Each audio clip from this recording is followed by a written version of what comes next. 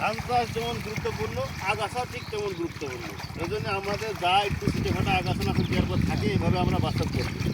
কিন্তু আমার মূল লজিক্যাল বিষয় হলো আলোচনা এটা না, আমার আলোচনার বিষয় হলো ধানের এখন যে স্টেজটা আছে, আমি একটা চারা উঠে আপনাদের দেখাই।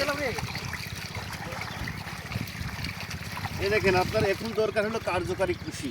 এখন এই কার্যকারী কৃষিটা আপনার তিনটে স্টেপে আসে।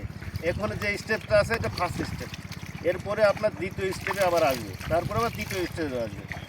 যেহেতু গুরুত্বপূর্ণ হলো আমার কার্যকারী কৃষি, যেটা আমার শীষ এবং বাইল ব্যবহার দেবে, যে কারণে আমাকে দ্বিতীয় যে স্টেপটা আছে, যে কুশিগুলো আসবে, এই কুশিগুলো পর্যন্ত আমাদের কার্যকারী বাইলটা শীষটা আসবে।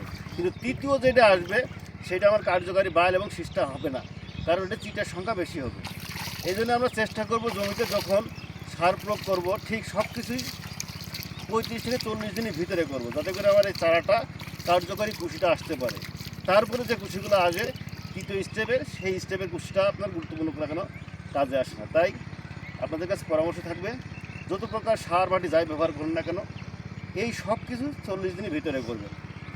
পাশাপাশি এই কুশি করার জন্য বাইরের হাতে একটা সুন্দর সলিউশন আছে, অ্যান্টাকল পাউডার। যদি এই অ্যান্টাকল পাউডারটা ব্যবহার করেন, পার বিঘায় 46 শতকে 50 শতক পর্যন্ত 1 কেজি ব্যবহার করবেন, ইনশাল্লাহ দেবেন এই কার্যকারী কুশিটা ভালোভাবে তৈরি হবে এবং আপনারা সেই জমিতে পর্যাপ্ত পরিমাণ ফলন পাবেন।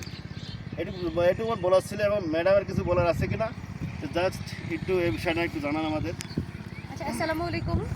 আমরা দেখতেছিলাম আমার প্রতিনিধি ভাই ভালোভাবে সব কিছু বোঝাচ্ছিলেন।